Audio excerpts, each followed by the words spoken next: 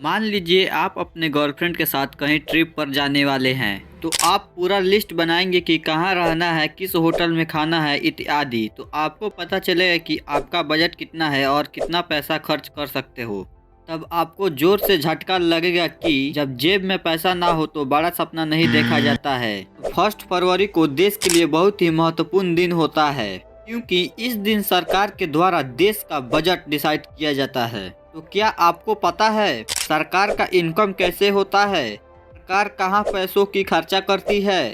पिछला साल देश का कितना इनकम था और कितना खर्चा किया था? और आखिर देश का बजट कैसे बनता है और कौन बनाता है?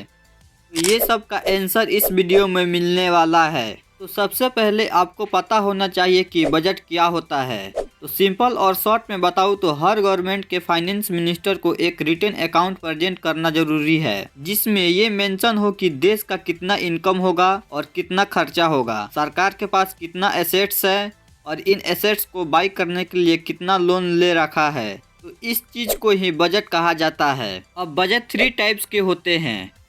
पहला सरप्लस बजट, जिसमें इनकम ज़्यादा और खर्चा कम होता है।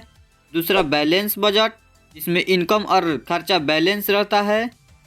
तीसरा डेफिसिट बजट, जिसमें इनकम कम और खर्चा ज़्यादा होता है।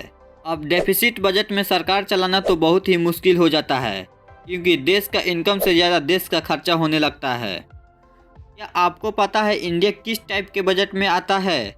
सरप्लस, बैलेंस या फिर डेफिसिट बजट? अगर आपको पता है तो कमेंट कीजिए, नहीं पता है तो वीडियो आगे देखिए, क्लियर हो जाएगा। अब इनकम और एक्सपेंसेस के 2 टाइप होते हैं, capital and revenue. Revenue expenditure यानी डेली एक्सपेंसेस, रोजाना का खर्चा, एग्जाम्पल में सैलरी, इलेक्ट्रिसिटी, सब्सिडीज इत्यादि। रेवेन्यू रिसिप्ट यानी एकदम उल्टा, एग्जाम्पल्स टैक्सेस से कमाया हुआ पैसा, पेनल्टी, इंटरेस्ट, फीस इत्यादि। ये सब रेवेन्यू रिसिप्ट होते हैं। अब बात करते हैं कैपिटल का। कैपिटल एसेट्स बनाना, एग्जाम्पल हम लोग के लिए कोई हाउस खरीदना एसेट्स होता है। उसी तरह सरकार के केस में रोड, रेलवे, एयरपोर्ट ये सब कैपिटल एक्सपेंडिचर होते हैं। इससे देश का लॉन्ग टाइम रेवेन्यू जनरेट होता है और उससे देश ग्रोथ भी होता है, टूरिज्म को बढ़ावा मिलता है और लोगों का स्टैंडर्ड ऑफ लिविंग भी इम्प्रूव होता है। सरकार के पास लोन के तौर पर, ग्रांट के तौर पर या फिर कोई डोनेशन से पैसा आता है तो उसे वन टाइम मनी कहा जाता है। ये तो बात हो गई बजट क्या होता है, सरकार कैसे रेवेन्यू जनरेट करती है और कहाँ पैसा खर्चा करती है, यानी एसेट्स खरीदने में पैसा खर्चा करती है। अब बात करते हैं इंडिया की बजट पर। पिछले साल यानी 2023 की बात करें तो इंडिया का एक्सपेंसेस था 44 लाख करोड़ और इनकम था सिर्फ 19 लाख करोड़। तो देख रहे हो, अब आपको क्लियर हो गया होगा कि इंडिया किस टाइप के बजट में आता है, यानी सरप्लस बजट, बैलेंस बजट या फिर डेफिसिट बजट। तो 44 लाख करोड़ एक्सपेंसेज और सिर्फ 19 लाख करोड़ इनकम, तो 25 लाख करोड़ सरकार कहां से लाएगी? इसलिए सरकार को बोरो यानी उधार लेना पड़ता है। तो आपको बता दें, बजट बनाने का प्रोसेस देश का मिनिस्ट्री ऑफ फाइनेंस का एक बहुत बड़ा टास्क होता है और ये इतना इम्पोर्टेंट होता है कि इसे बनाने के लिए 6 मंथ का टाइम दिया जाता है। इसमें सारे मिनिस्ट्री से कंसर्न किया जाता है कि आपको कितना पैसा लगेगा।